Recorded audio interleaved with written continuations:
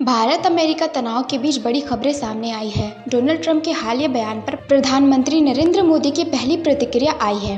दरअसल ट्रंप से जब भारत के साथ रिश्ते सुधारने को लेकर सवाल किया गया तो उन्होंने कहा कि भारत और अमेरिका के संबंध बहुत खास है।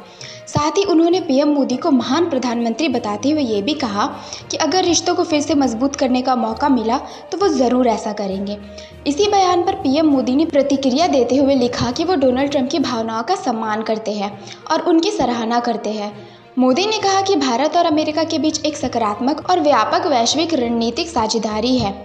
गौरतलब है कि ये प्रतिक्रिया उस समय आई है जब हाल के दिनों में अमेरिका के 50% टैरिफ फैसले के बाद भारत ने रूस और चीन के साथ कदम से कदम मिलाना शुरू किया है।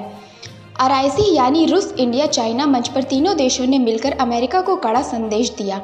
रूस ने कहा कि 1.5 अरब आबादी और मजबूत अर्थव्यवस्था वाले भारत को बुली करने की कोशिश अमेरिका को ही नुकसान पहुंचाएगी।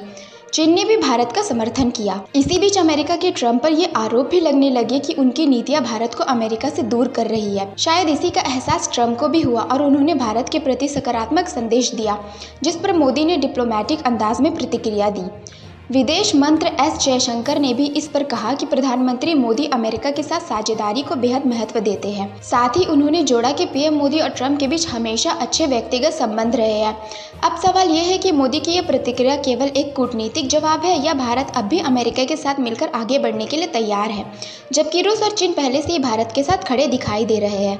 आप इस पर क्या सोचते हैं? अपनी राय हमें कमेंट सेक्शन में ज़रूर बताएं।